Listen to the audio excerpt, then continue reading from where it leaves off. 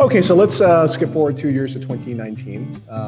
Actually, last 2 years ago, and talk about the first watch that was created expressly for women, the Flying T. That was as gut-wrenching as LM1. It was as gut-wrenching as HM1. It was, for all these years, MB&F was about me. You know, my precious, like Lord of the Rings. It was all about me. And so at some point I realized, I stepped back in my life and realized, well, my old family in those days when I started working with it was only my mother, my wife, and my daughter. So 3 women in my life. I thought, okay, you have to take the risk. You have to try and create something for them. But I am totally clueless on creating women's watches. I mean, at Harry Winston, it was an ordeal for me to create women's watches because, I mean, if there's one thing we know is that us men, we don't understand anything to women. And so every time you're trying to say, what would they like? And yeah, that's one of the many reasons I would never even touch a ladies' watch at MB&F. And here, not only am I going to do a piece for a woman, it's going to be for the women. And so I start sketching in all sorts of directions, and then I go and see a young jeweler I really love, who's very talented, and say, look, maybe you can give me pointers, and he brings me into direction, and we do all sorts of designs, and we're like, oh, that's what it's all about.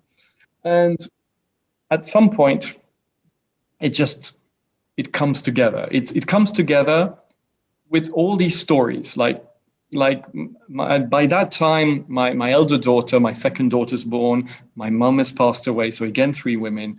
And my elder daughter was always in her pink tutu, twirling around. She was like 3, and she wanted to be a ballerina. And so I have this idea of this vertical movement, which is twirling at the center of a scene. And then there's the idea of the rotor, which it's an automatic piece, because then I really think for a woman, you don't want it to wind up the watch every day. And so I put this sun on it because they are the sun of my life. And then where are we going to put the dial? So initially, of course, the dial, we already had the idea of the dial like this. And but I just thought, let's put it just at 7 o'clock. And everybody's looking at me in the team like, why 7 o'clock? And I'm like, well, because it's just for her. It's a gift. It's just for her, and et cetera, et cetera. So things start clicking together. This is a 4-year process. Tons of doubts. No idea. It's probably the product my team hated me most because you start knowing yourself, and you start. It gets much easier to create. Things flow, and your team knows you, and they decode. They know how it works. It's like an old couple. I mean, like the person finishes the sentence of the first person, and suddenly the first person is clueless. He's going here. He's going there.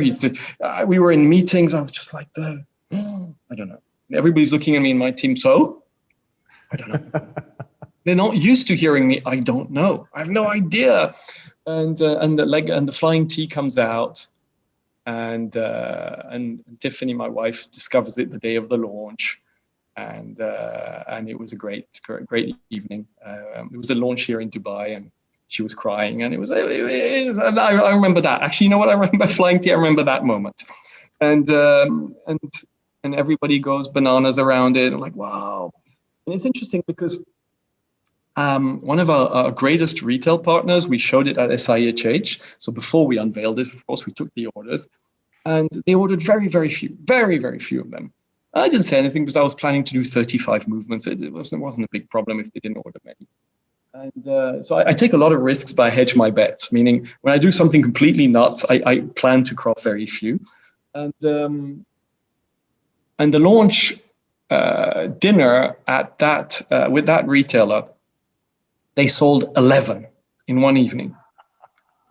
So the next morning we're debriefing, and I'm like, okay, guys, so how come? I mean, we sold so many and you ordered so few. And they all looked at me and said, but it shouldn't have happened.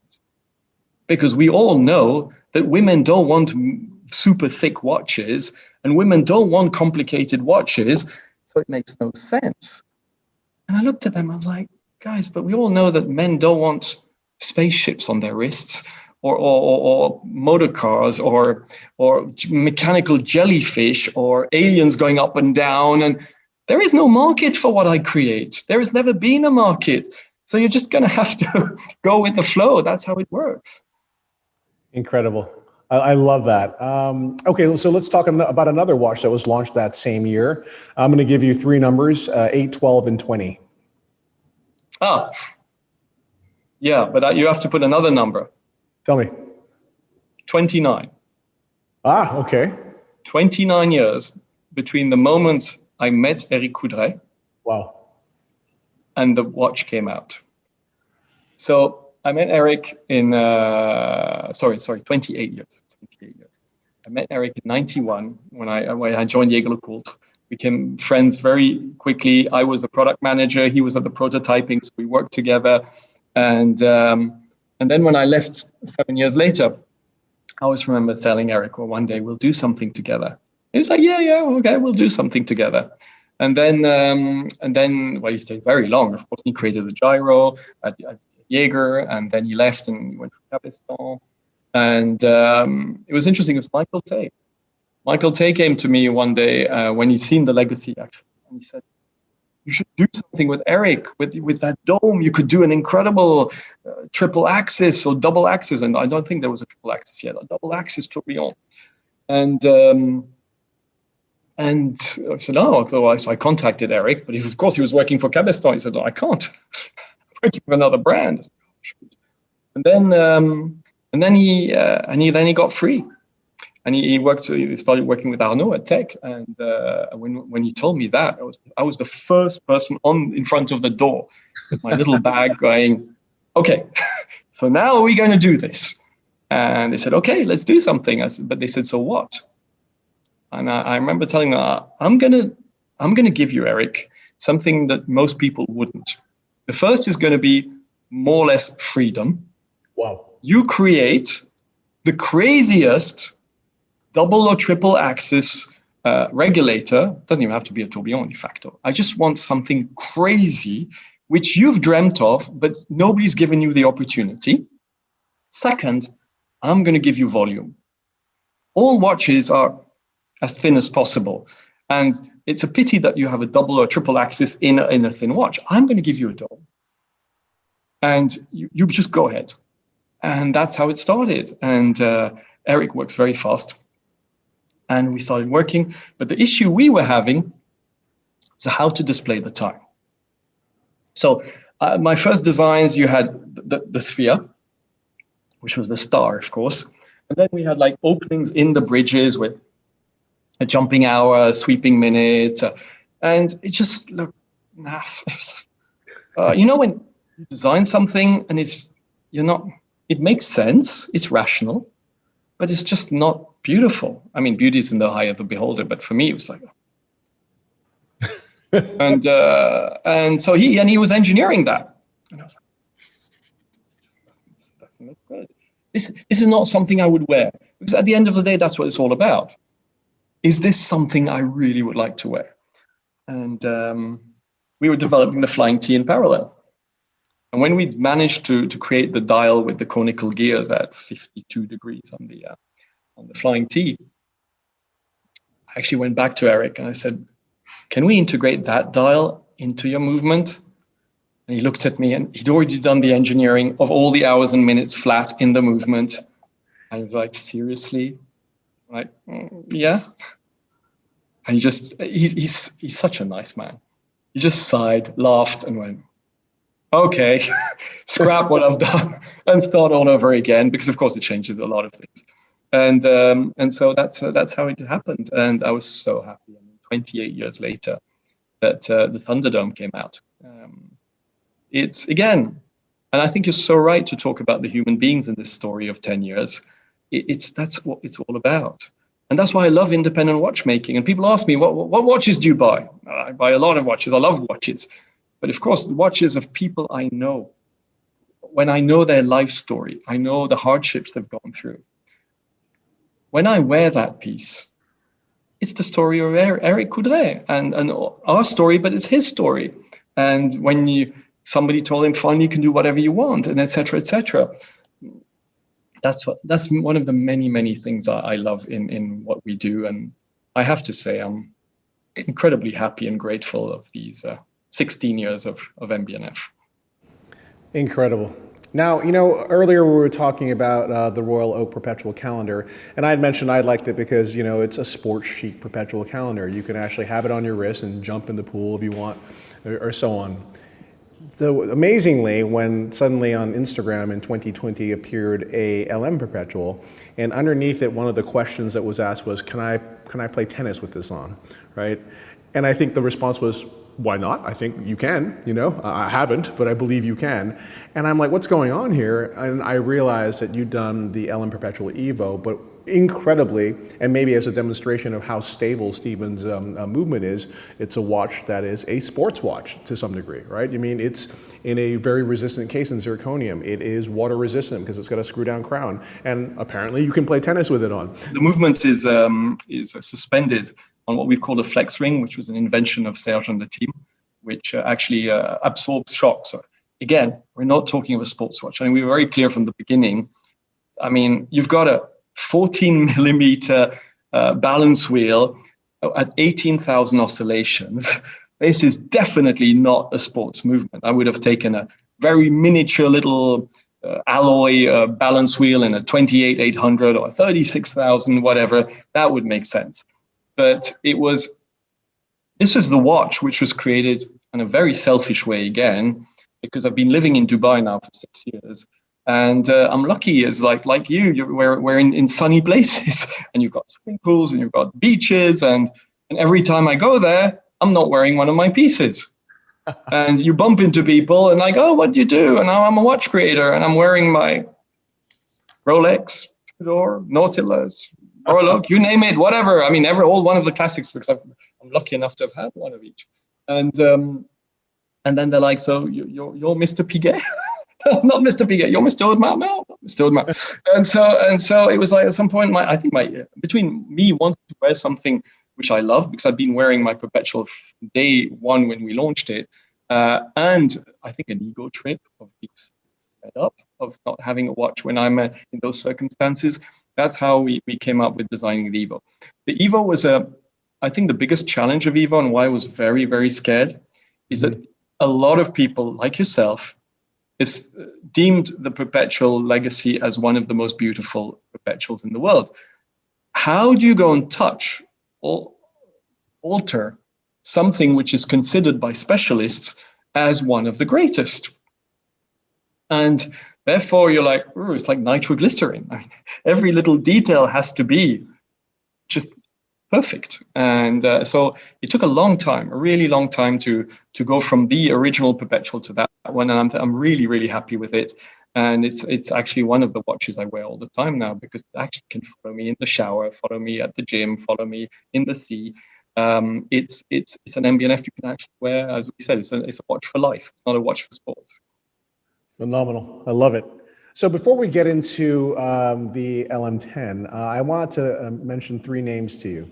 But I'll first, let me preface this by saying, for me, musical collaborations in the very best form of these create sort of singular genres of music that didn't exist before, because neither of those icons it was their signature, right? So for example, one of my favorite albums is John Coltrane and Johnny Hartman. And John Coltrane was the wizard. He was, the kind of out there in the stratosphere in terms of his creativity. And Johnny Hartman was considered to be, very ballady and very, very traditionalist as a musician. And when you heard that album, it was this perfect melange of musicality and lyricism, but with that kind of heightened creativity. It was the perfect point. And I have to say, you've chosen your collaborative partners really well. Tell me, what attracts you to wanting to work with someone, and why specifically these three individuals, Alan Silberstein, Eddie Jacquet, and Edward Milan? It's a life path. Alan Silberstein, I've always been an enormous fan since my Jaeger days. I remember going to the, we were in Basel at Jaeger. We were not in Richemont yet. And we had a booth in Hall 10, which was not called Hall 10. And at the back, Alain had this really big booth of 3 floors. And every year he was one of the only brands I would go and check out because he always had some incredible idea. And so I was a big fan. And during Tempus, the second Tempus in Singapore, so that's probably 2007, I think, I meet him for the first time. And that's why also I'm so sad that all these watch events don't exist anymore, because so much of these collaborations actually happened during these watch events, not during Basel or Geneva, where we're so intent on selling and promoting our brand, but more in the general watch events around the world. And so I'm sitting next to him at dinner, and I'm like this fan, like the fanboy, and I'm like, why don't we do something together? He's looking at me like, what are you talking about? He's like, do you want to redesign one of my pieces? And that was actually going to be HM2, the black box. That was so that we came out with 2009.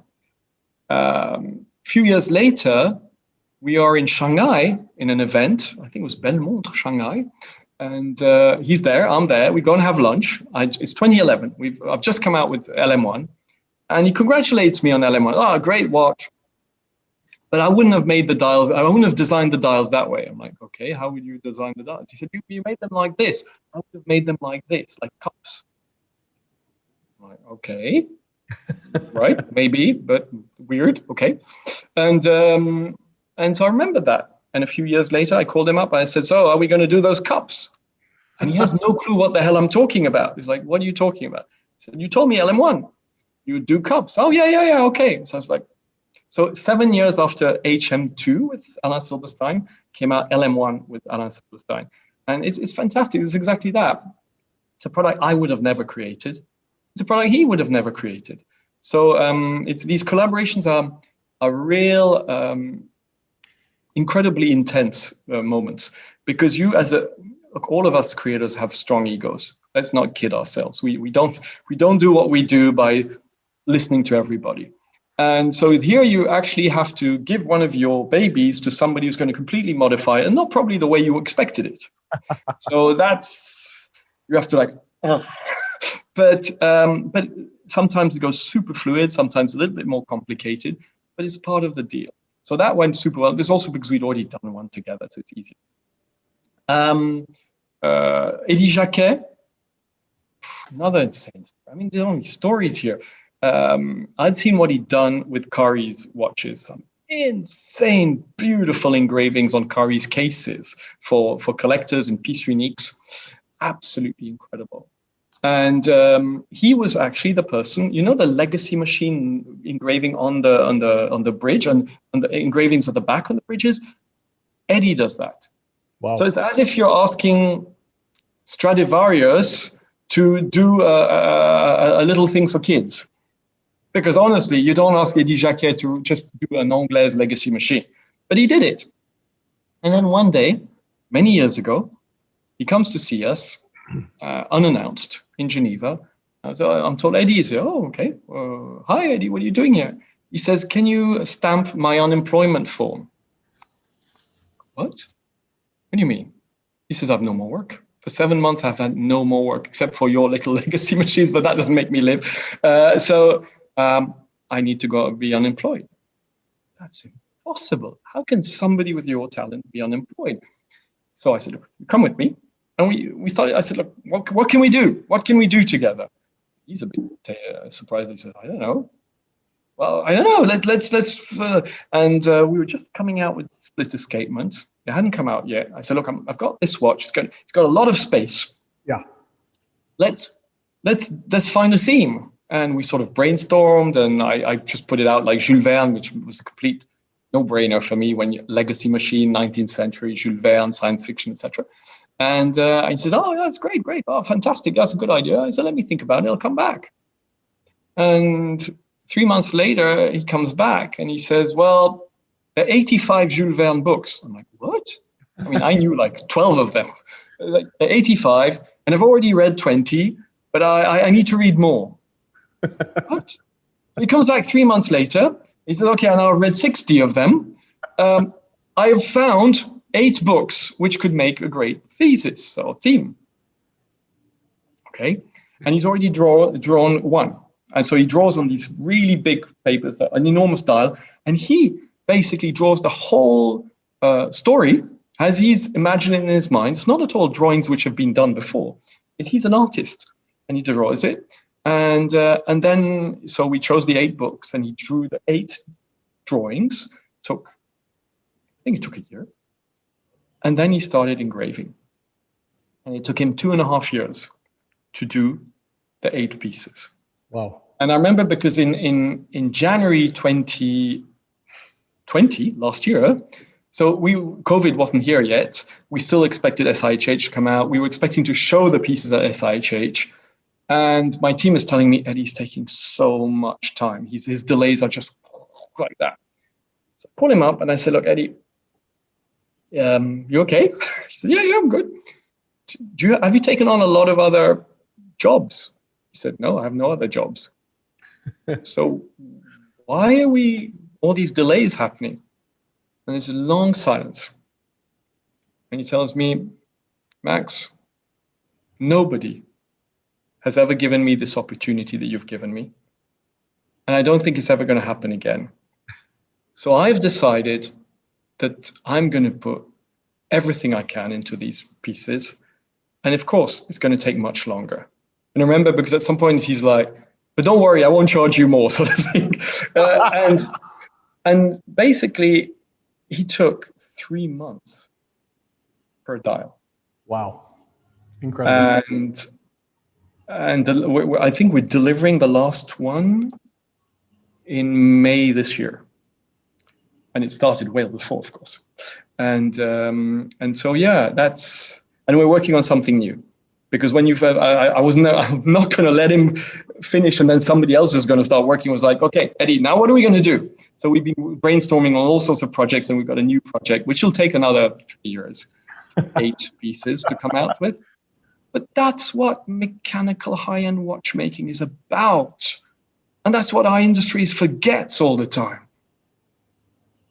It's not about churning tens of thousands of pieces out. They're great pieces, but what makes my heart beat is stories like that and individuals like that. So that's for AD. And the third, who was the third? It was Melon, of course. Yeah. Correct. Again, look, we all have to recognize that what the Melon family have done with Moser is mind-boggling. They took strong fundamentals, great ethics of a brand which was very hyper-conservative and was losing a ton of money because people didn't relate to the product. It was like super conservative. And these 2 youngsters, Bertrand and Edward, and their team infused into that brand a sense of humor, a sense of creativity, being a little bit, and they started talking, and I see with all the Moser customers, they have made classic watches cool. And Moser watches are worn by young people. And they're round watches, but they're young people. And also, they give you an access to independent watchmaking at a much more reasonable price than what most of us can do. So I've always admired what they did. And Dubai Watch Week, it's like 2017 or something like that. And I sat down with Edward and I said, look, why don't we do something together? And he says, what are you thinking of? I said, I know, I love your Fume dials. I will never copy you. That's not what I do. But if we put a Fume dial on one of our legacy machines, it would be pretty amazing. And he sort of listens to me and he said, oh, yeah, I would love to do that. He says, but what are you going to do for us? Like, what do you mean? He says, yeah, you get our Fume dials. What do we get? I don't know. He said, why don't you create something for us? Like, but Edward, you create round classic watches. Oh, they've got cool dials, but they're round classic watches. I don't know how my world can start getting into your world. He said, oh, think about it. And I know it was about 6-7 months later. Flying T hadn't come out, so it was in the end of 2018. I said, "When are you passing by Geneva at any given point?" Because getting to Schaffhausen is always an issue. And so he said, "Yeah, well, I'm going to take a plane, whatever, in 2 weeks." I said, "Okay, we'll meet at the airport." We got to the Montreux Jazz Cafe at the Geneva airport. He was about to take his flight, and I show him flying T, which hadn't come out. I said, I'm working on this for my first lady's watch. It was amazing. And my idea, I said to Edward, is that dial like this? We could actually put it on one of your watches if you're courageous enough to actually go and do a watch with a big dome and a dial like that. He said, "Let me think about it." And he came back to me a few days later and he said, "Okay, let's do this." And then he came back to us with the whole idea of the hairsprings, because as you know or don't know, we've been working with precision engineering, which is H. Moser, to do virtually all our hairsprings all our legacy machine hairsprings are from precision engineering. And so he said, "Well, our story is also a story of hairsprings. So why don't you take our double hairspring?" I'm like, "Oh, the Grail, I want your double hairspring." So yes, of course I'll take it. He says, "Well, could we use the cylindrical hairspring you actually developed for Thunderdome, but they developed for us? So it would be cool if it comes out of the dial." I said, "Of course, go ahead." And that's how everything came together. And it was the first time I think a brand ever, not only in watchmaking but globally, two people who do a collab come out with two completely independent products, one from one brand, one from the other. And they were fabulous. I think it was the last watch fair that I ever attended. Hopefully I'll attend more in the future. Was 2020 January, and I had the pleasure of coming to the Moser booth and seeing both of those watches there, and I have to say they were absolutely stunning. And then what followed afterwards, in terms of the feeding frenzy that descended upon these watches, was quite incredible. I think they almost broke the internet, Max, as I recall. So there you go. I'd like to ask you finally about the watch that will commemorate this 10-year journey. So can you tell us a little bit about the LM10? So it's actually not LM10, it's LMX. There will be an LM10 at some point, as there was an HMX and then an HM10. Right. So the LMX, to celebrate 10 years of, as we've just spoken, all products which I had no idea I was going to create when LM1 came out. Well, yeah, LM2 I knew at that point. I had no idea for all the rest. The journey, I thought it would be really great to basically take the original LM1, which is the beginning of the story, and put it on steroids, basically. That was the idea. And so we took everything which made LM1 amazing, the flying balance wheel, the 2 time zones, which are completely independent, the vertical power reserve indicator, and we made them even more awesome. Sorry, not being very modest. And so we started by the engine start was 3 barrels instead of 1, 7 days power reserve. The dials, so we put it all 3-dimensional. The dials went up at a degree with our conical gear technology that we've started. Actually, we started with this many years in 2014. And the balance wheel is, of course, we had to redesign it. So we took out the traditional screws and put Baslot because it's actually easier for the watchmakers to regulate. And we put on the base plate the wheels of the minutes of the 2 time zones. So, and they've got this Cari-inspired bridges, which are absolutely beautiful. You've got these 2 beautiful wheels, plus you've got the escapement in front. And at the back, that's the extra surprise, is the new power reserve indicator. So we had a vertical power reserve indicator. This one is also vertical, but it's the first ever rotating power reserve indicator. What I mean is that on one side, it's engraved 1 to 7, because there's 7 days. On the other one, it's engraved Sunday to Monday, depending when you, of course, wind up your watch. And when you've finished winding up your watch, there's a clutch. Normally, with a hand winding watch, you stop, you can't go further. There's a clutch which opens up, and the whole power reserve indicator starts turning on itself. That's you cool. Decide how do you want to see your power reserve. It's a piece which we want extremely rare. We're going to craft 25 movements a year. Now, just to give you an idea, we had at the beginning of the year 29 retailers. When we presented them to our retailers in Zooms, like we all do now, we took over 100 on order. So that's a 4-to-1. And so guys who had ordered 4, we thought that you're probably going to get 1. Guys who ordered 2, you're going to get none. And the initial launch is going to be 33 in titanium and 18 in red gold, which is 51 pieces. So it'll take us 2 years to deliver those. And then afterwards, there'll be other iterations, but always like 25 movements a year. I thought it was a really fitting way to celebrate 10 years. And again, God knows what I'm going to come out with after that. Max, thank you so much for joining us. You know, I have to say, in the beginning of this, when I said like I really wanted to talk to you about this journey as a human journey, I could not expect the richness that I've learned from you in terms of the wonderful relationships you've had with so many of these incredible people. I think that today, now, the story between you and Stephen McDonald has now become probably my favorite story in the watch industry, and one of the most inspiring and uplifting stories that I've ever heard as well. You know, it's just remarkable. But you know, I know you've always been a person that has empowered other people.